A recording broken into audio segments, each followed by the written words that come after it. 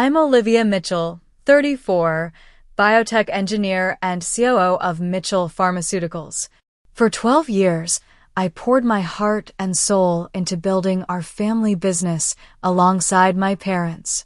Never did I imagine they would betray me so completely, firing me during a board meeting without warning. When my father coldly stated, "You're fired.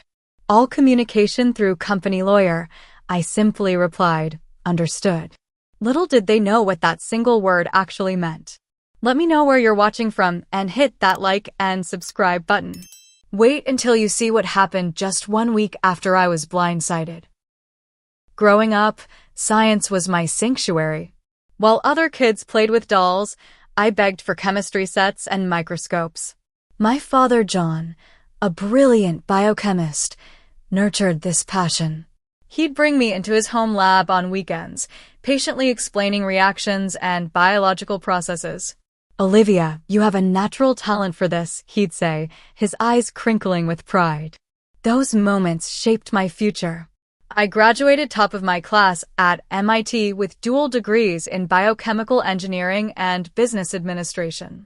Job offers flooded in from pharmaceutical giants with six-figure salaries and generous signing bonuses. My classmates thought I was crazy when I turned them all down to join Mitchell Pharmaceuticals, my parents' fledgling company operating out of a converted warehouse. "You could be working at Pfizer or Merck," my roommate Charlotte exclaimed. "Why choose a startup that might not exist in 5 years?" The answer was simple: family and vision. My mother, Sandra, with her razor-sharp business acumen, had taught me to see opportunities others missed. "Business isn't just about profit margins," she would explain during our Sunday dinners. "It's about building something that outlives you." I wanted to create that legacy alongside the people I loved most. The early days at Mitchell Pharmaceuticals defined dedication. We started with just 8 employees in what was essentially a glorified garage. My office doubled as the break room and sometimes the testing lab. I worked 80-hour weeks, arriving before sunrise and leaving long after dark. Dating became an afterthought, and starting my own family was postponed indefinitely. The company was my baby. Within 3 years, my research led to our first breakthrough, a drug delivery system that significantly reduced side effects for chemotherapy patients. The patent was revolutionary, and hospitals across the country began contacting us. That first patent was registered under my name, though at the time, I never thought that detail would matter. 2 more groundbreaking patents followed over the next 5 years, both my creations. Our company grew from that garage operation to a mid-sized pharmaceutical firm with over 200 employees and contracts with major hospital networks. Industry publications featured us as a success story, often highlighting my innovations as the driving force behind our growth. Family life and business blended together. Monday strategy meetings flowed into Friday family dinners. We vacationed together annually, though even on beaches or mountaintops, conversation inevitably turned to work. I didn't mind. The company felt like an extension of our family bond. My younger brother Ryan joined the company after finishing his marketing degree. While I had inherited our father's scientific mind, Ryan had our mother's gift for presentation and persuasion. He headed our marketing department, creating slick campaigns that helped bring our products to wider attention. Unlike me, Ryan maintained a healthy work-life balance, rarely staying past 5 and taking every vacation day allotted. "You need to live a little, live," he'd tell me, using my childhood nickname. "The company won't collapse if you take a weekend off." But I couldn't step away. Every success fueled my dreams for Mitchell Pharmaceuticals' future. I envisioned us becoming a major player in personalized medicine, developing treatments tailored to individual genetic profiles. In my mind, I would eventually take the helm as CEO when my parents retired, with Ryan continuing to lead our public-facing efforts. The first hint that this future might be in jeopardy came during our annual industry conference in Boston. I overheard snippets of conversation between my father and our Chief Financial Officer Theodore. "We need to consider restructuring before moving forward," my father said, his voice unusually hushed. "And Olivia? Have you discussed this with her?" Theodore asked. "Not yet. Sandra thinks we should wait until plans are more concrete." They noticed me approaching and abruptly changed the subject. When I asked about it later, my father waved away my concerns. "Just exploring options for expanding the research department," he said dismissively. "Nothing for you to worry about." I trusted him completely, never imagining that restructuring might mean removing me from the equation entirely. After all, we were family, and family looked out for each other. At least, that's what I believed. Strange meetings began appearing on the company calendar, scheduled when I was known to be in the lab. Twice, I walked into my father's office to find him quickly ending phone calls. My mother, usually my strongest advocate in management decisions, became oddly distant during strategy sessions. Still, I pushed away the growing unease. We were in the final stages of clinical trials for our newest drug, and I attributed the strange behavior to stress. Looking back, I should have recognized these changes for what they were, the first tremors before the earthquake that would shatter everything I'd built. The shift in my parents' behavior became impossible to ignore as winter turned to spring. My father, once eager to discuss research developments with me over morning coffee, now offered only perfunctory greetings before retreating to his office. My mother, who had previously sought my input on every business decision, began finalizing contracts without my review.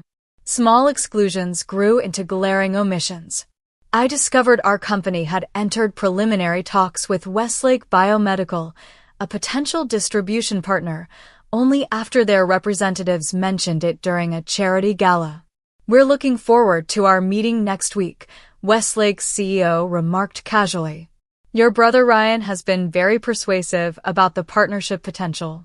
I maintained my composure through dinner, but confronted my mother in her office the following morning.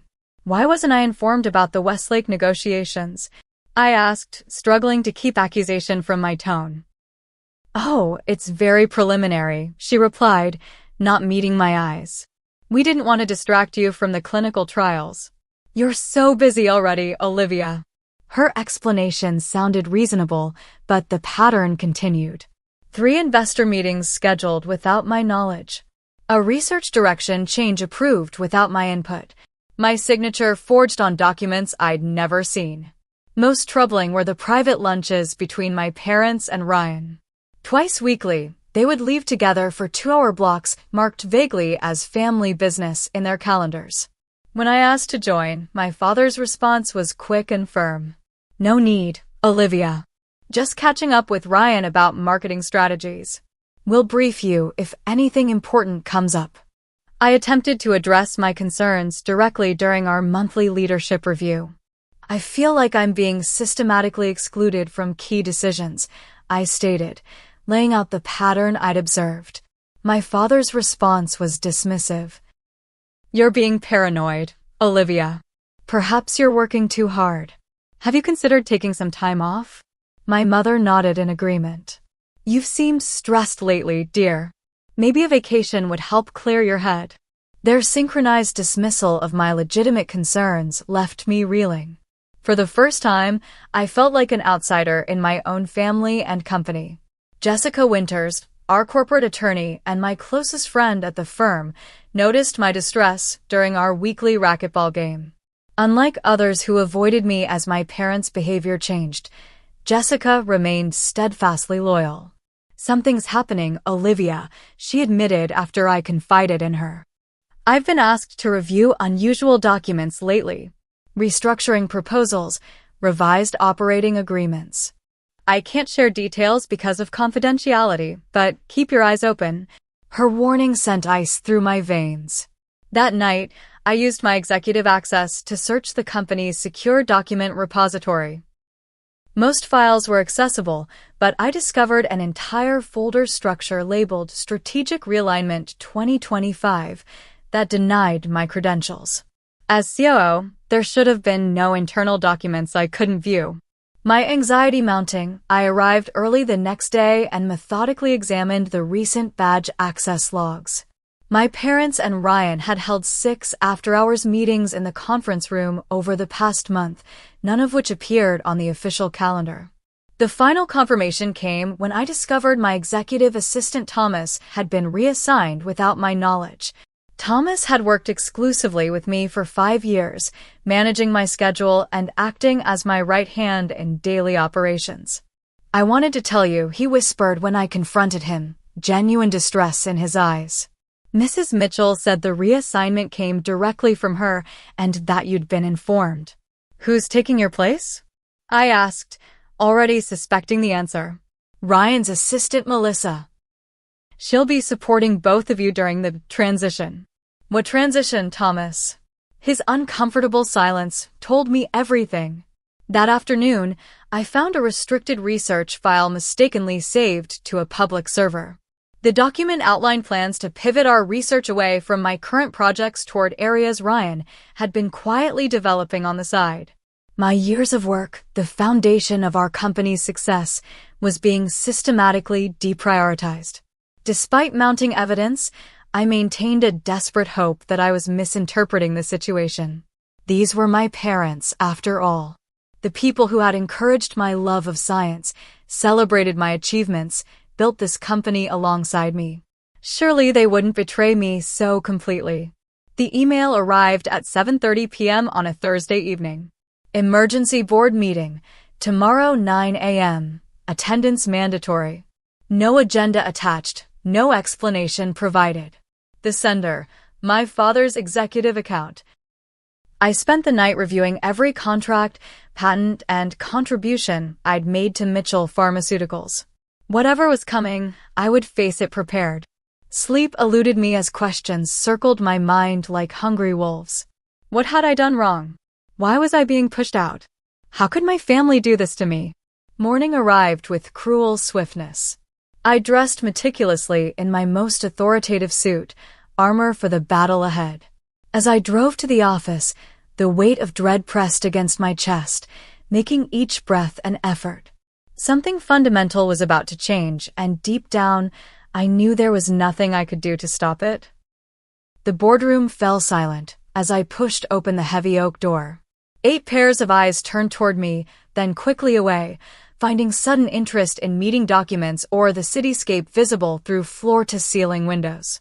The air felt charged with uncomfortable anticipation. My usual seat at my father's right hand had been taken by Ryan, who offered a tight smile that didn't reach his eyes. An unfamiliar leather portfolio sat at his elbow, embossed with his initials in gold. I took the only remaining chair, opposite my parents rather than beside them. "Now that everyone's present, we can begin," my father announced, his voice carrying none of its usual warmth. He wore his investor meeting face, all business and sharp edges. My mother sat beside him, perfect posture and manicured hands folded precisely on the polished table. She hadn't looked directly at me since I entered. Board members shifted uncomfortably in their seats. Most had known me since the company's inception, had celebrated milestones and weathered crises with me. Today, they studied their tablets with unusual intensity. "Mitchell Pharmaceuticals stands at a crucial juncture," my father began, reading from prepared remarks. "To capitalize on emerging market opportunities, we must implement strategic leadership restructuring effective immediately." The corporate speak felt surreal coming from my father's mouth. This was the man who taught me to ride a bike, who brought soup when I was sick, who beamed with pride at my college graduation. Now he spoke as if addressing a stranger.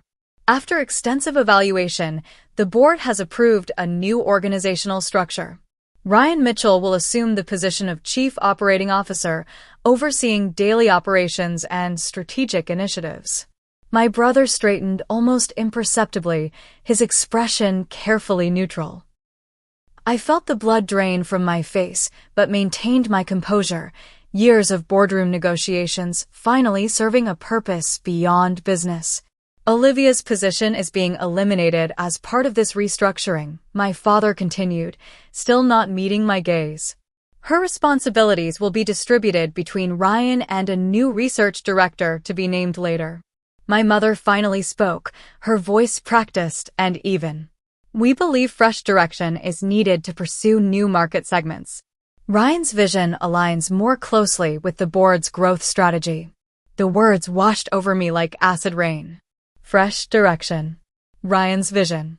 Growth strategy. Corporate euphemisms masking the simple truth. They were casting me aside, negating 12 years of sacrifice and success. I took a measured breath before responding. I'd like to understand the specific concerns about my leadership that prompted this decision. This isn't about your performance, my father replied too quickly. The company is simply moving in a new direction that requires different expertise. Different expertise? I echoed, struggling to maintain my professional tone. The company was built on my patents. Our 3 flagship products exist because of my research. Our primary revenue streams depend on innovations I developed. My mother's smile tightened. And we're grateful for those contributions, Olivia. You'll receive a generous severance package reflecting your years with the company. Severance package, I repeated numbly. You're terminating my employment entirely, not just removing me from leadership? Ryan finally spoke, his voice carrying a rehearsed sympathy that made my skin crawl. We feel a clean break would be best for everyone. Continuing in another capacity would be awkward. Theodore, our CFO and the longest-serving board member outside my family, looked distinctly uncomfortable. Perhaps we should discuss transition arrangements to ensure ongoing projects aren't disrupted. That won't be necessary, my father cut in. Ryan has been briefed on all essential operations. The implication struck like a physical blow. This hadn't been a sudden decision. They had been planning this for months, systematically extracting my knowledge while preparing to discard me. When does this take effect? I asked, my voice steady despite the earthquake inside me. Immediately, my father replied, sliding a thick manila envelope across the table. Your personal items will be packed and delivered to your residence. Building access has been deactivated. The clinical efficiency of their betrayal stunned me. They had already erased me from the company I helped build. And if I have questions about the severance terms? I asked, not touching the envelope. My father's response froze the last warm memory I had of him. You're fired, Olivia. All communication goes through the company lawyer from this point forward. The boardroom fell silent.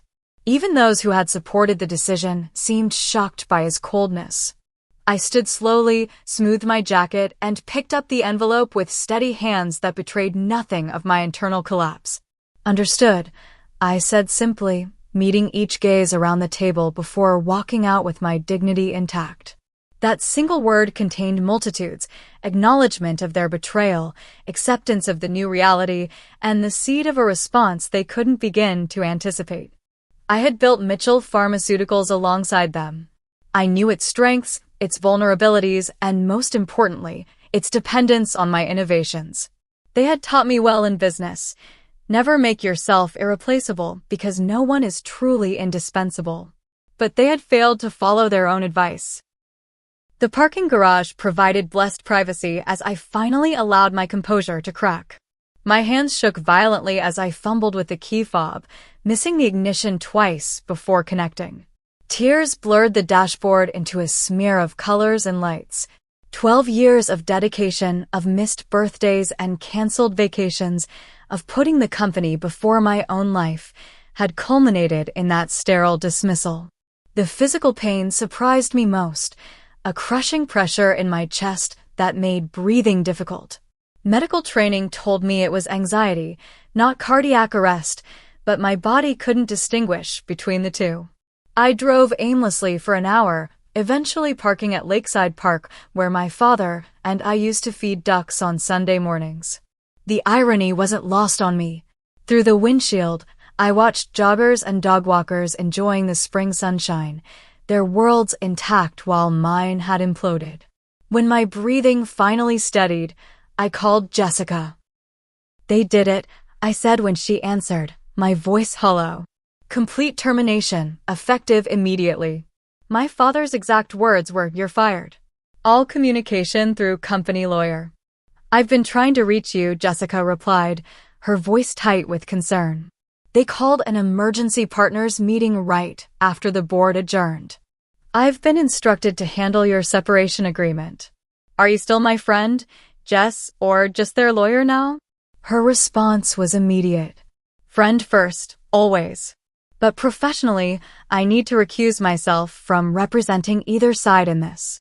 There's too much conflict of interest. I need advice, Jess. Not as Mitchell Pharmaceuticals' attorney, but as someone who knows both the company and me. Come to my place tonight. 7 o'clock. We'll talk privately. The hours until our meeting stretched endlessly. I returned home to find boxes of personal effects already delivered from my office, family photos, degrees, awards, all neatly packed as if containing a life now concluded. The efficiency of my removal felt like salt in fresh wounds. Anger began to display shock as I methodically unpacked my professional history. Each item represented milestones in building Mitchell Pharmaceuticals, the prototype model of our first drug delivery system, industry recognition awards, congratulatory cards from grateful patients whose lives our products had improved. The manila envelope from the board meeting contained exactly what I expected: a severance agreement offering 12 months' salary in exchange for a comprehensive non-compete clause, confidentiality provisions, and waiver of all claims against the company. The document was coldly efficient, stripping away my past contributions and preventing future competition. Jessica's downtown condo offered both legal sanctuary and emotional support. She greeted me with a fierce hug and a glass of wine, letting me vent my raw emotions before steering the conversation toward practical matters. First, don't sign anything, she advised, reviewing the severance agreement.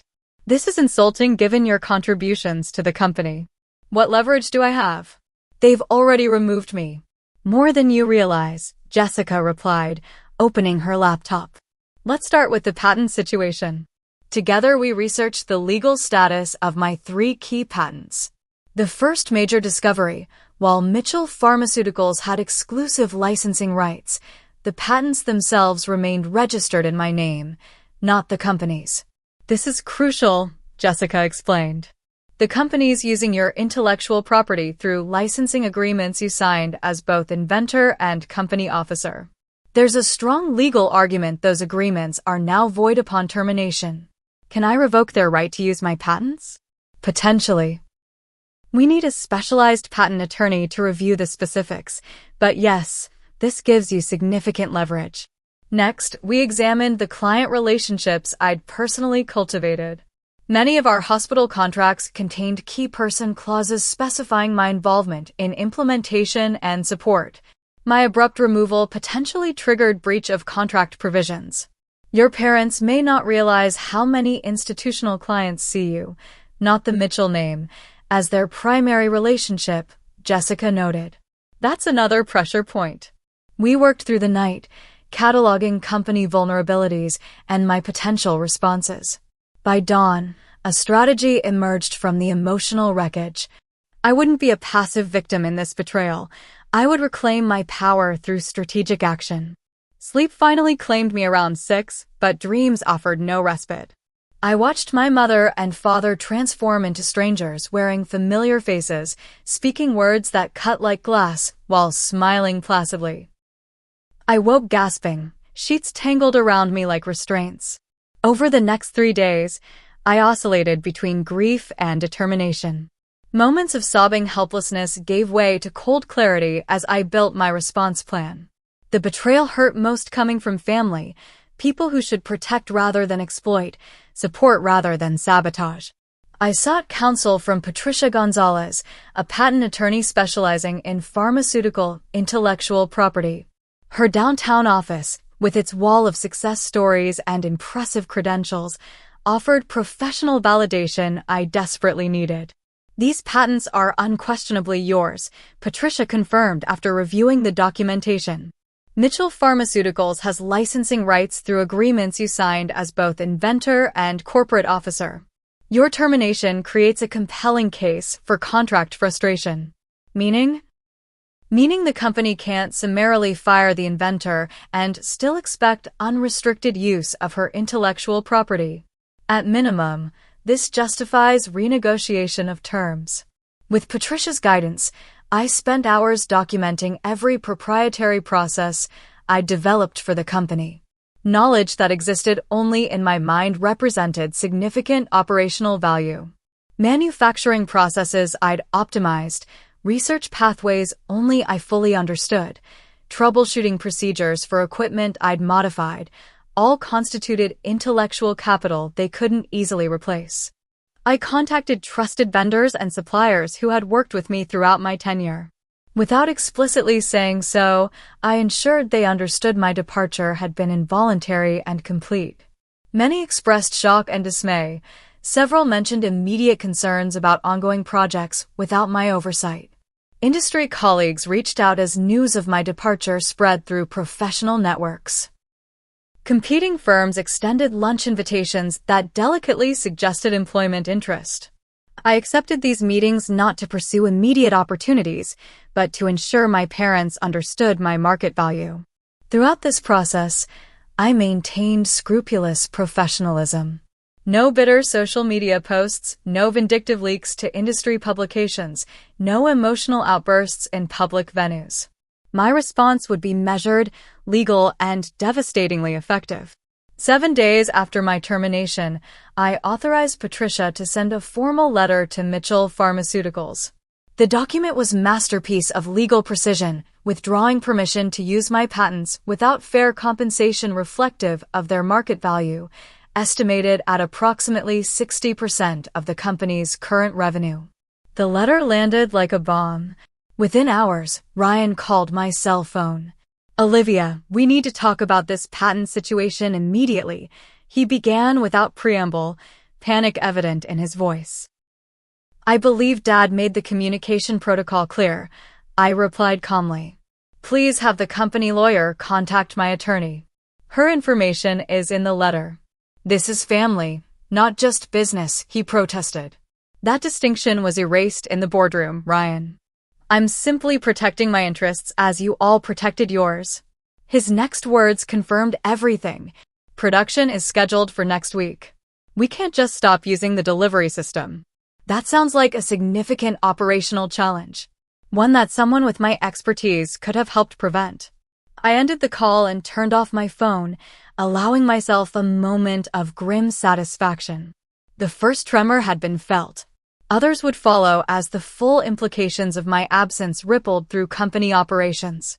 My parents' initial response came through formal channels, a dismissive legal letter asserting their right to continued use of the patents under existing agreements. They clearly believed I was bluffing, that family ties would prevent me from truly disrupting the business they'd built.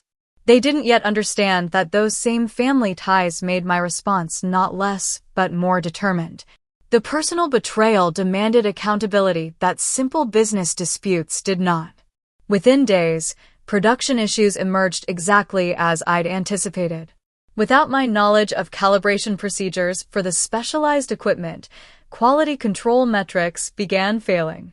Clients accustomed to speaking directly with me about implementation raised concerns about continuity. Research projects stalled without my guidance on next steps. The company my parents thought could function without me was beginning to show critical stress fractures. The question wasn't if they would respond, but when and how. I didn't have to wait long to find out. The call from Patricia came exactly 9 days after my termination. "Mitchell Pharmaceuticals' outside counsel contacted me this morning," she reported. "They're requesting an urgent meeting to discuss mutually beneficial resolution options." Translation: I asked, though I already knew. "They're feeling the pressure and want to negotiate," she confirmed. "I recommend we meet at my office, not theirs. Maintain the psychological advantage." I agreed, suggesting Thursday morning, giving them another 2 days to experience operating difficulties without me. Patricia scheduled the meeting for 9 a.m., the same time my termination had been announced. The symmetry felt appropriate. The intervening days brought developments that strengthened my position. 2 major hospital networks contacted me directly, expressing concerns about their contracts given my departure. A research partner university placed their joint development project on hold pending clarification of intellectual property rights. 3 key scientists from my team submitted resignations. I prepared meticulously for the meeting, reviewing financial projections, patent valuations, and contract terms. Emotional preparation proved harder. Despite everything, these were my parents. Part of me still flinched at causing them distress, still hoped for reconciliation beyond business terms. I reminded myself repeatedly of the boardroom's cold efficiency, of "you're fired," delivered without hesitation. Thursday morning arrived crisp and clear. I chose a charcoal suit with subtle authority, accessorized with my grandmother's pearl necklace, a reminder of family legacy beyond my parents. In Patricia's elegant conference room, we arranged seating to face the door, ensuring those entering would feel subtly disadvantaged. At exactly 9, Patricia's assistant announced the Mitchell Pharmaceuticals representatives, Charles Dumont, their corporate counsel, and Theodore Wilson, the CFO. My parents had sent proxies rather than appearing themselves, another telling choice. "Ms. Mitchell," Charles began after perfunctory introductions, "we appreciate your willingness to discuss these matters directly. The company values your contributions and hopes to find an amicable resolution." If the company truly valued my contributions, we wouldn't be sitting here, I replied evenly. "But I'm willing to hear your proposal." Charles slid a document across the table.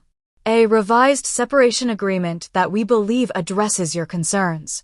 The company is prepared to offer a significant enhancement to your severance package, including continued health benefits and accelerated vesting of your stock options."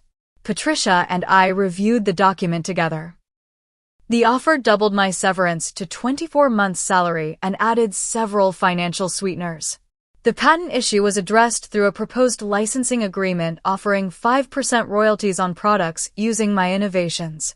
"This is inadequate," Patricia stated flatly. "My client's patents generate approximately 60% of Mitchell Pharmaceuticals' current revenue. Market rate licensing would start at 20% royalties, not 5%.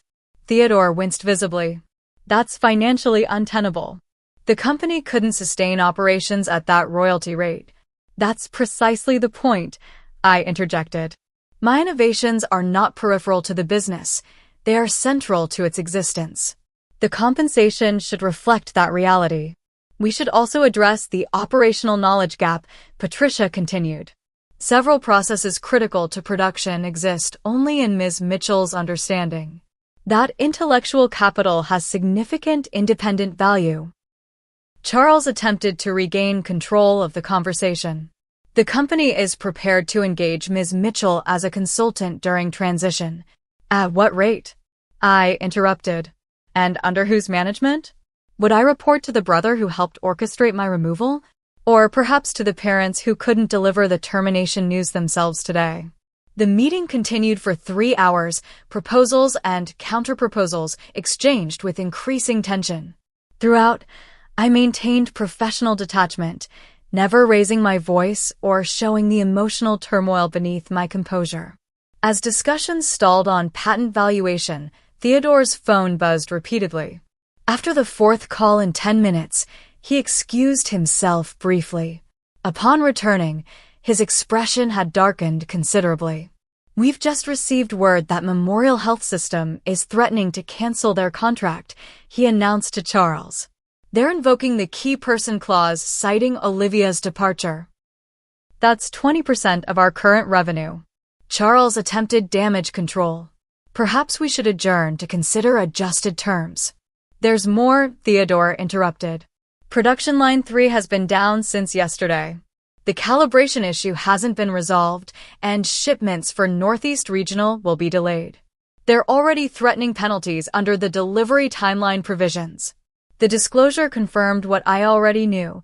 The company was facing cascading failures without my knowledge and oversight. My strategic withdrawal of support was creating precisely the pressure points I'd anticipated. Charles conferred quietly with Theodore before addressing me directly. Ms. Mitchell, it seems there are operational matters requiring immediate attention. The company would be willing to substantially revise our offer if you could assist with these pressing issues. I'm not interested in band-aid solutions, I replied calmly. Any agreement must address the fundamental issue. My contributions to Mitchell Pharmaceuticals have been systematically undervalued, and my position eliminated without proper cause or compensation. What exactly are you seeking? Charles asked, frustration edging his tone.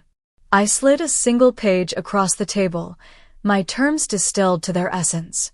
Full partnership with equal decision-making authority, retroactive compensation adjustment reflecting my patent contributions, and board representation, ensuring this situation cannot recur.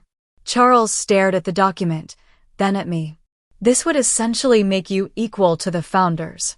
The founders couldn't sustain the business without my innovations, I stated simply. The terms reflect that reality. The meeting ended without resolution, but the power dynamics had shifted irrevocably. As they gathered their materials, Theodore asked quietly, would you be willing to meet directly with John and Sandra? Off the record. That depends entirely on them, I answered. But I would require neutral territory and clear acknowledgement of what happened. No gaslighting, no minimizing. That evening, my father's personal number appeared on my phone. I let it ring through to voicemail. Olivia, it's Dad. His message began, voice uncharacteristically uncertain. We need to talk. Not as Mitchell Pharmaceuticals, just as family. Please call me back. I didn't return the call immediately. Instead, I drafted an email specifying conditions for a meeting, neutral location, no lawyers present, acknowledgement that they had acted unilaterally to remove me, and willingness to discuss substantial restructuring of both company and family relationships. His response came within minutes, agreed to all conditions. Riverview Restaurant, tomorrow, 7 p.m. Just the four of us. The climactic confrontation I had both dreaded and needed was finally at hand. Riverview Restaurant occupied the top floor of Westlake Tower, offering panoramic views of the city and river below. I'd suggested the location deliberately, public enough to discourage emotional outbursts, upscale enough to demand decorum, and neutral territory for all parties. I arrived 20 minutes early, selecting a corner table that allowed me to see the mentor while giving me the psychological advantage of being settled first.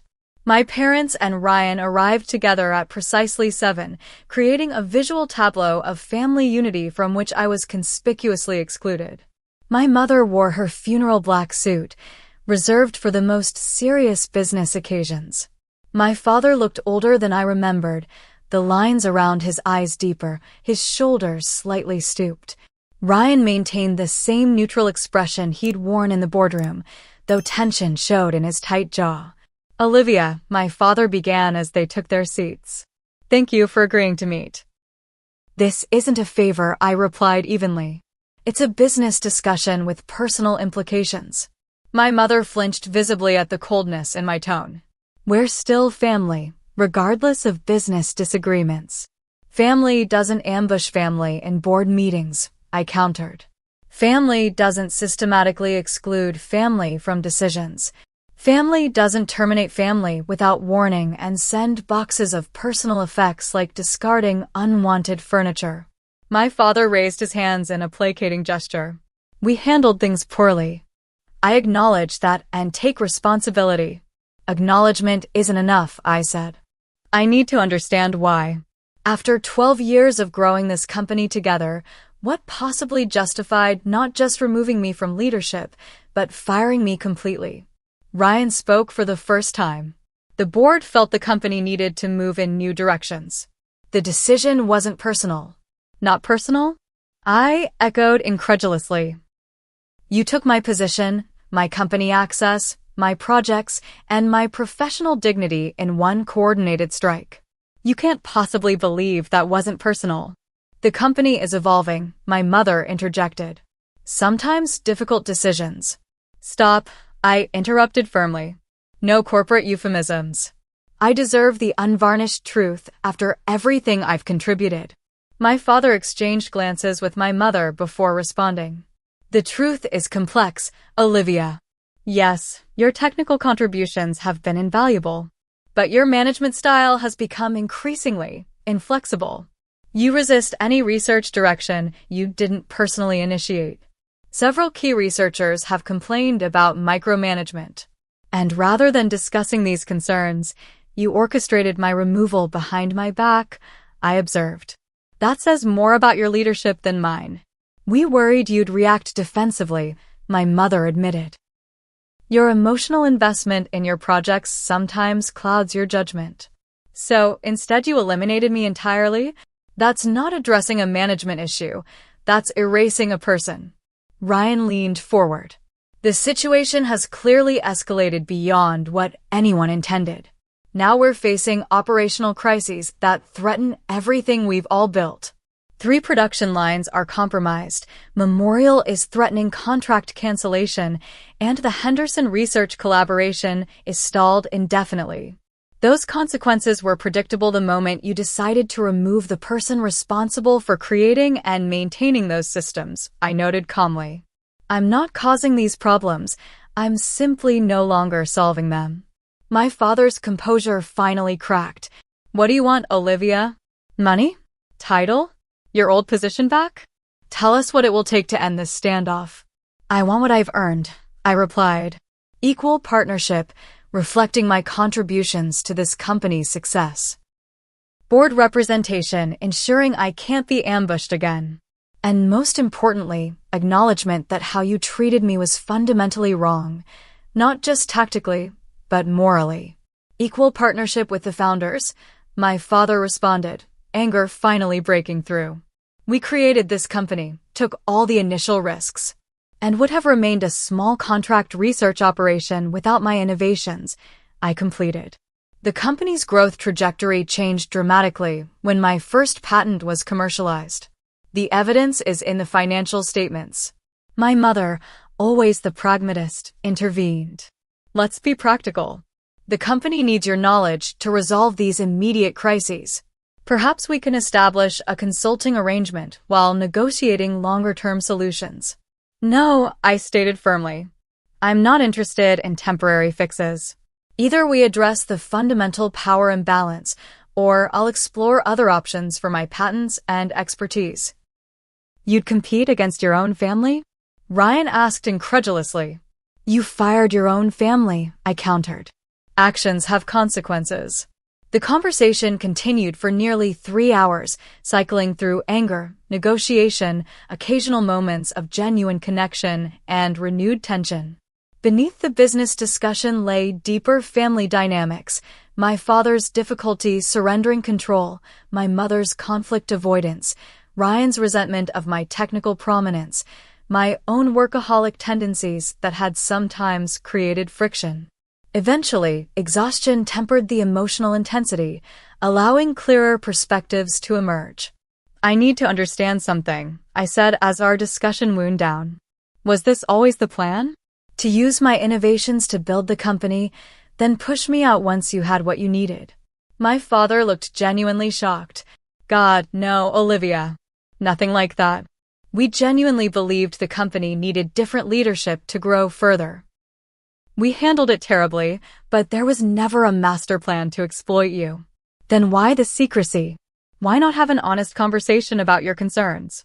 My mother answered softly, because we're better at being bosses than parents sometimes. It was easier to make a business decision than have a difficult family conversation. That admission, in its painful honesty, created the first small bridge across the chasm between us. As midnight approached, we reached a tentative framework.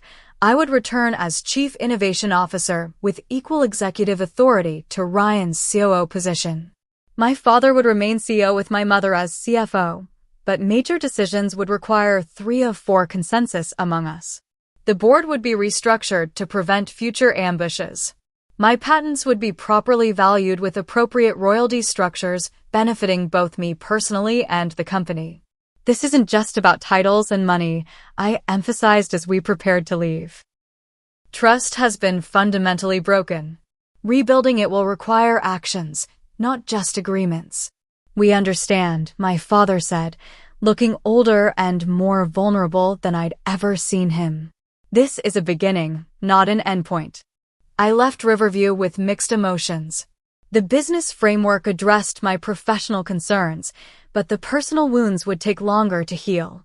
As I drove home through empty streets, I realized something important.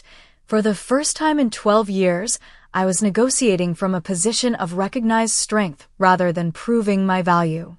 The painful severance had paradoxically freed me to assert my true worth. The following days brought intensive work drafting formal agreements, restructuring operational responsibilities, and addressing the immediate crises facing the company. I maintained professional distance, focusing on solutions rather than lingering resentments. My patents remained my leverage, and I used them judiciously to ensure the new arrangement had true substance. Ryan and I established cautious working parameters, acknowledging our complementary skills while building new communication protocols. The process wasn't smooth. Years of competition and recent betrayal created frequent tension, but necessity drove cooperation. His marketing vision paired with my technical innovation offered potential neither of us could achieve alone. The power shift manifested in subtle but significant ways. My opinion carried new weight in discussions. My father consulted me first on research directions. Board members who had remained silent during my termination now actively sought my input. The company culture slowly absorbed the new reality. Olivia Mitchell was not merely a valuable employee, but an essential partner in the enterprise. Market response proved immediate and positive. When news of my return with expanded authority reached industry channels, stock price stabilized and client concerns subsided. Memorial Health System renewed their contract with specific provisions requiring my oversight. Research collaborations resumed with renewed energy. The family relationship remained more complicated. Professional reconciliation proceeded faster than personal healing. Business dinners felt stilted, weekly family gatherings remained suspended, and conversations carefully avoided deeper emotional territory. The path forward existed, but would require time and consistent effort to traverse. 1 month after my return, the true test of our new arrangement arrived. A major acquisition opportunity requiring significant investment and strategic commitment. In the past, my parents would have made this decision with minimal input from either Ryan or me. Now, we engaged in genuine collaborative assessment, each bringing distinct perspectives to the analysis. After thorough evaluation, we declined the acquisition, a decision requiring all 4 of us to move beyond individual preferences toward collective wisdom. That unified choice, more than any legal agreement, signaled the potential for a truly reformed partnership. The company was transforming, and so was I. The painful experience had forced me to develop strengths beyond technical expertise, strategic thinking, clear boundary setting, authentic self-advocacy. I began reclaiming personal time, rebuilding friendships neglected during years of work obsession, even cautiously entering the dating world again. "You seem different," Jessica observed during our monthly dinner. "More grounded somehow." "Nearly losing everything made me realize what actually matters," I replied. "The company is important, but it's not my entire identity anymore." That hard-won wisdom would prove the most valuable outcome of the entire painful journey.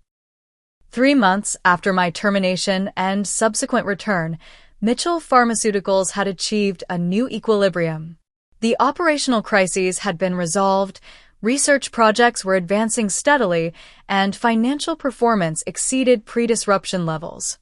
Our new leadership structure, while occasionally cumbersome in decision-making, provided balanced perspective previously lacking. The personal reconciliation progressed more gradually. Family therapy sessions, initially excruciating in their honesty, slowly rebuilt communication channels eroded by years of business-first priorities. My father struggled most with the power rebalancing, occasionally slipping into old authoritarian patterns before catching himself. My mother worked conscientiously to express opinions directly rather than through diplomatic avoidance. Ryan and I established boundaries between professional collaboration and sibling rivalry. One Tuesday evening, an unexpected visitor arrived at my condo. My father stood in the hallway, alone and without the usual briefcase or company materials. "Do you have a few minutes to talk?" he asked, uncharacteristic uncertainty in his voice. Over coffee at my kitchen counter, he did something I'd never witnessed in 34 years. He apologized without qualification. "I've been reflecting on what happened, and I need to say this clearly," he began. "What we did to you is wrong. Not just strategically misguided, but morally wrong. You deserved better from us as business partners and infinitely better from us as parents." The simple acknowledgement, delivered without defensive caveats, unlocked something tightly coiled within me. I kept asking myself what I'd done to deserve being discarded so completely, I admitted. It felt like everything I'd contributed meant nothing. "That was never true," he responded, eyes glistening. "The truth is complicated and not flattering to me. I was jealous, Olivia. Your innovations were outpacing mine. The company's future clearly belonged to your vision, not mine." Instead of celebrating that as a father should, I felt threatened by it. His vulnerability created space for mine. I was so focused on proving my value through work that I never built a life outside the company. "When you took that away, I had nothing left. That's not healthy, and it's not entirely your fault." That conversation marked a turning point in our healing process. No single discussion could repair years of dysfunctional patterns, but honest acknowledgement created foundation for rebuilding. Similar conversations followed with my mother and Ryan, each revealing perspectives and pain previously unspoken. Professional boundaries established during the crisis proved unexpectedly beneficial for company operations. Our new partnership agreement required clear documentation of decisions, regular review of research priorities, and transparent communication of concerns. These practices, initially implemented as protective measures, enhanced overall company functioning. The pharmaceutical industry took notice of our restructuring and subsequent performance improvements. Industry publications featured profiles of our innovative family leadership model. Competitors began exploring similar balanced authority structures. What had begun as crisis response evolved into recognized best practice. Perhaps most significantly, I reclaimed personal agency beyond professional identity. I established firm work boundaries, leaving the office by 6 most evenings. I renovated the spare bedroom that had functioned as a home office into a pottery studio, reconnecting with a creative passion abandoned during college. I joined a hiking group, making friends outside the industry bubble. 6 months after the termination crisis, I met Daniel Harrison at a charity gala. Unlike previous relationships sidelined by work priorities, I made time for this connection to develop naturally. His work as an architectural engineer complemented my scientific background without competing priorities. For the first time, I envisioned future possibilities including both career fulfillment and personal partnership. Mitchell Pharmaceuticals continued evolving as well. Our innovation pipeline strengthened through collaborative leadership combining my technical insights, Ryan's market awareness, and our parents' experience. Revenue grew steadily, but equally important, employee satisfaction metrics improved significantly under our balanced approach. The painful experience yielded profound lessons that transformed both the company and my understanding of my place within it. True strength comes from self-worth, not external validation. When my identity was wholly invested in company position, losing that role devastated me completely. Rebuilding required recognizing my intrinsic value separate from titles or roles. Family business requires intentional boundaries. The entanglement of family dynamics with professional relationships creates unique vulnerabilities requiring explicit protection. Our new governance structure acknowledged this reality rather than pretending family considerations wouldn't affect business decisions. Advocate for your value before crisis forces the issue. I had allowed my contributions to be undervalued for years, accepting less authority than my innovations warranted. The painful severance ultimately forced appropriate recognition that should have been negotiated proactively. Balanced power creates sustainable success. Our previous hierarchy, with my parents holding unilateral authority, wasted potential through unnecessary constraints. The crisis-induced restructuring unlocked collaborative potential benefiting everyone, including those who initially resisted change. 1 year after the termination, we held a private dinner celebrating the company's 15th anniversary. Seated around the table were the 4 Mitchell family members who had weathered corporate crisis and family fracture to forge something stronger through painful transformation. My father raised his glass in a toast to Mitchell Pharmaceutical's future, built on innovation, partnership, and hard-won wisdom. My mother added softly, and to family bonds that bent but didn't break. Ryan nodded toward me. To my sister, who taught us all that true value can't be dismissed with a pink slip. I completed the circle, to lessons we wouldn't have chosen, but couldn't have done without. The company continued forward, not erasing the painful chapter, but integrating its lessons into a stronger foundation. The scars remained, visible in moments of cautious communication or lingering hesitation, but no longer defined our interactions. We had created something I once thought impossible. A professional partnership where my contributions received appropriate recognition and a family relationship gradually healing from betrayal's deep wounds. Have you ever had to stand up for your worth in a difficult situation? I'd love to hear your stories in the comments below. Remember to like this video if it resonated with you, subscribe for more real-life experiences, and share with anyone who might need encouragement to advocate for themselves. Thank you for joining me on this journey from betrayal to empowerment. Sometimes our greatest strength emerges only when we're forced to find it.